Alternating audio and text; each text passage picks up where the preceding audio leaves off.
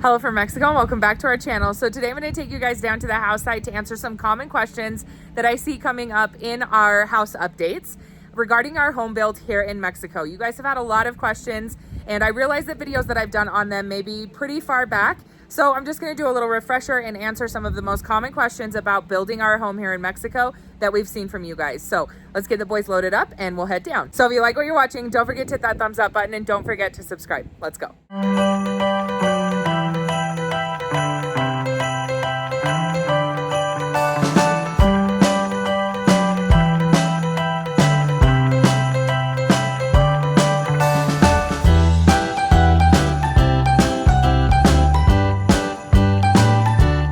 We have Diego driving now that the boys are all loaded up. So now we're headed down to the house site and we'll get some of you guys' common questions answered. We got here safe and sound, huh? We got here safe and sound. Is that Daddy? I'm shaking his eye, Mom. Are you so tired? I'm shaking his eye, Mom. Oh, he's so tired. I know, I saw you checking his eye. Just be careful. Good job. I'm just gonna give you guys like a quick look at the layout of the house. So this is the front door when you walk in. We have this area right when you walk in, and across is the living room. That'll have a double French door on it that'll lead to the backyard. Starting in this first hallway, also let me just highlight my husband's beautiful arches. The ceilings on this floor are 10 feet high to accommodate these arches. When you come in here through this hall, we have 2 storage closets on either side of the first floor bathroom. And then this first bedroom right here is Dominic's bedroom. This is where Fidel is hanging out with the baby. The boys' bedrooms each have a closet as well. So here's a look at Dominic's closet. When you come back through this hall, you come into Damon's bedroom, which was gonna be Fidel's exercise room, but then we had another baby. And it also has a closet. We also have all of the first floor windows. Now coming back through, again, here's the front door. You come through this little hallway, there is a stairwell leading up to the second floor, which will take you guys up to in a minute. This is the dining room, and then through the dining room, there's kitchen, and then on this side of the kitchen, we also have a pantry. Here through this hallway behind this door is a laundry room. We also have the 2-car garage, which is right here. And then back through this hallway, we have Fidel and I's bedroom. So this is our bedroom. We do have really high ceilings in here because the second floor does not extend over here. So we put high ceilings, and then we also included 2 windows up at the top to let in extra light.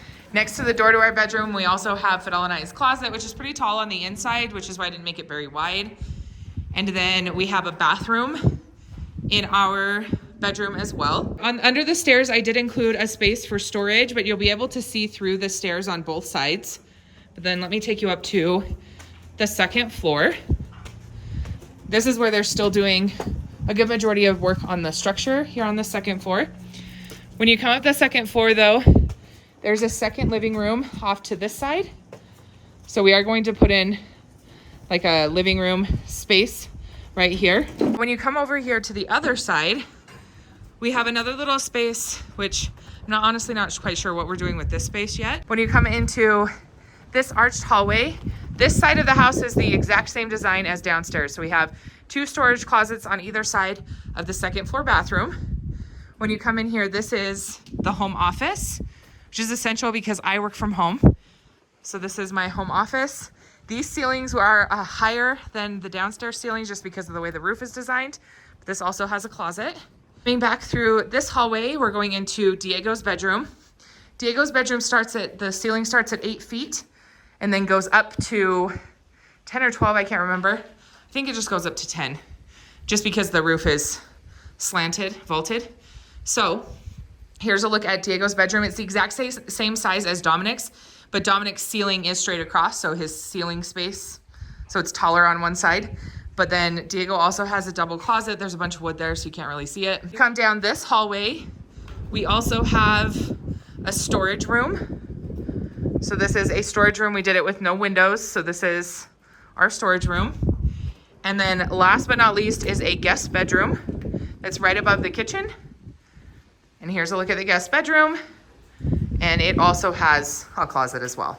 One last feature of this house, which is a little hard to get to because they're doing so much work, is that it is going to have some double doors on the front that'll lead out to the second floor balcony.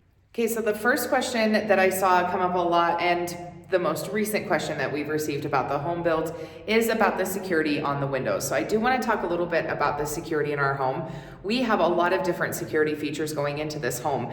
However, because we put our life on the internet and because we have put the layout of our house on the internet, one of the things we have chosen not to put on the internet is every security feature that is going into our home.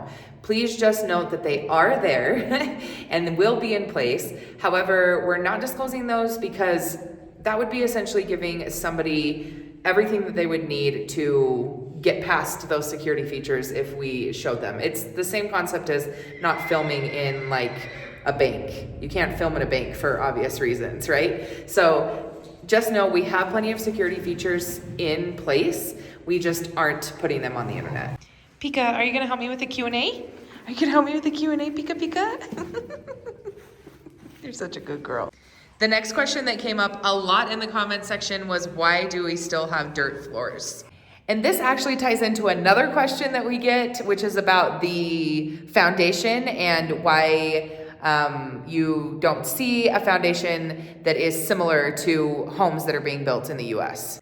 So first things first, we are going to have flooring in our house. However, flooring is put in very last after everything else has been completed. The finishes on the walls, the roof, everything else, the windows being put in. Once all of that's in, then we put in the flooring. Now, if you've been here since we started this home build, the first thing that we started with was the footings, the cimientos, essentially the foundation for this home. And Fidel overcompensated on the foundation of this home. And the reason that he did that was because he just wanted more security. So the cimientos, the footing foundation of this home, could essentially hold up to, I think, probably 4 or 5 stories. We're not going that high. We're stopping at 2 stories. This is just a 2-story home. Those cimientos go, I think, so it's our home build is on a grade. So it starts at 4 feet on the side with the garage, and then it goes to 5 feet because that's the way the grade is on our land. They're also a foot thick as well. So the house has foundation. That's the first thing that it started with. But the foundation looks a little bit different than what you're used to seeing in the US, which is, I think, more like a concrete slab, but I'm not 100% sure. Now, another thing that Fidel overcompensated for in our build were the support beams throughout the house.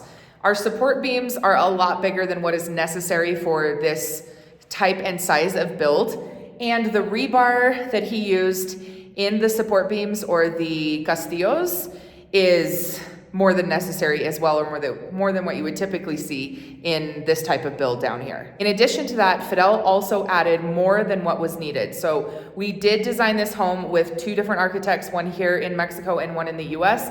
When they told us how many we needed, Fidel asked them to add to the design additional support beams in the home. He just wanted a lot of security. He wanted to make sure that this home would last. And so that's why he focused on putting plenty of support beams, using more than was necessary or overcompensating. And that also included the cimientos, or the foundation of the home. Now, another thing that we've been asked a lot is whether or not we'll be putting heating and cooling systems into our home. And the short answer is no. Our walls also do not include insulation. However, they have what is it called? Oh, my mommy brain is gonna mess up a bunch of stuff in this video, so I apologize in advance. We also are not including insulation in these walls, but they are waterproofed underneath all of this. So we did add features that waterproof this home because moisture is something that we deal with here. But the thing about these homes is that once they're finished, they actually regulate their temperature pretty well. And the way that our kind of climate is here, it isn't really necessary to have heating or cooling systems. Now, we do get pretty cold winters, but like I said, the houses regulate the temperature pretty well. And so we usually don't have any issues with heating. Not enough that you would need a full system for it. You just add a couple extra blankets if you need them, but really that isn't an issue. And it maybe happens once or twice throughout our winter, what we would consider our winter here. And so for us, that was just something that we didn't deem necessary for this build, other than some ceiling fans, which we will be adding because they're nice to have in the summertime. One more quick thing that I just realized that I think may have gotten cut off the last video. about the windows is the windows also do have screens. We just aren't putting the screens in. The company said that they weren't going to put them in until we were completely done and ready to move in, just because they collect a lot of dust and dirt, and it would have been extra work for me right before we moved in. So they do have screens on them. They just aren't going in yet. Okay, I'm back here in Diego's room because the next question we get asked about is the roof on our home and the weight of it. Our roof is a little bit different than what we typically see where we are in Mexico. Typically what we've seen here as far as roofs go are concrete slabs. We've chosen to use bovadilla. These, well, you guys can see it, right? They look a little bit like talbique or cinder blocks, but they're not because they're hollow. They have steel beams that run through them. And then there is a thinner layer of concrete poured over the top of it to hold everything in place. While it may seem like it's a very heavy roof, it's actually less weight than the traditional roofs that are used here. When we designed this home, we did a lot of space in each of the bedrooms. As you guys saw in the walkthrough, we gave each room plenty of space. That's what we wanted. We've always been in very tiny rentals and that. And so we wanted to make sure that we just had lots and lots of space in this house. Lots of space for our family to grow in, for our kids to grow up in, things like that. So because our rooms are so wide and they have so much space in them, the concrete slabs may have caused us issues down the road in like 5 to 10 years, because what happens is they'll start to buckle if they don't have enough support. So we wanted to use something that was going to give us a little bit more security, and that we didn't have a risk of buckling and things like that, which is why we went with this roof. This roof also makes it so that when people are walking on the upstairs and in the home, you can't hear it in the downstairs at all. They're also very, very well known for being able to help regulate the temperature in the home better than the concrete slabs. But again, these roofs are not too much weight, so they're good. Another thing we get asked about is the electricity in the home. All of the electricity runs through these conduits that are either orange or in this case, black. The conduit comes all the way down to where we're putting in, say, an outlet, or where we have a light in the room. And what happens is the electrical wiring for the house, electrical wiring is ran through this conduit. And then what they do is they cut into the tabique, place it in, and then they go over it with the remoque and the finishes of the wall. And that way, if there is an issue with the electricity, they can pull the electrical wire out through the conduit instead of us having to cut into our walls. Now, we will have water in our house, but if you'll notice, as I did the walkthrough, none of the bathrooms have any of their finishes on the wall or anything like that. They don't have any flooring. So we have the drainage system in the house already. That was placed a long time ago. So the drainage system is all in place. However, they won't put any finishes on the wall until we cut in the pipes. So we'll cut into the tabique like this, put in all of the pipes, put where our sink, toilet, shower goes, all of that, so that they have their water systems in place. And then we'll put the what do you call it? Oh my goodness, my mom brain again. And then we'll put the finishes on the walls and just have everything finished at that point. And then the flooring will go in as well. The last question that you guys ask a lot about is the finances for our home. I've never discussed how much we make as an income and how much we've made as an income in the past. I've never given numbers on that. For me, that's too personal, and it isn't something that we're going to share on our platform. And that also includes the cost of our home. But it isn't just that the cost of the home is personal, it's because it doesn't give you guys an accurate representation if you're looking to build here in Mexico. There's a couple different reasons for that. One is that Fidel is our main, our contractor. He is the person that puts this all together. And so that doesn't incur a cost for us, which normally it would. The other part of it is that we are using local workers and we are sourcing our materials locally. So anything that you see in our home as far as the materials, the workers, or companies that we use, these are all local workers and local companies. We don't use any big companies or big chains to build this home. We also aren't using heavy equipment for this home. And when we do concrete pours, we're hiring a local company that comes out and does the pour for us. But even they use a concrete mixer, but they use manual labor as well. So with all of those things put together, including the area that we're in here in Mexico, we're not in a tourist area. We are not near the border. And so even in the area that we are in is not an accurate picture of what you would get depending on where you're living in Mexico. So essentially, if we were to give you the cost of our home, like I said, it wouldn't be an accurate representation of what it would cost someone to come down and build here, or someone who's living here to build here. It all just depends on your circumstance and situation. So that is going to wrap up this Q&A about our house site. If you have more questions, go ahead and drop them in the comment section below. But as always, thank you guys so much for being here. We really appreciate it. If you have more questions, there are a lot of videos on our channel which will help answer those, but you can still put questions in the comment section, and I'm happy to make another video covering those questions as well. But just as always, thank you guys so much for being here, and we'll see you on the next vlog. Bye guys.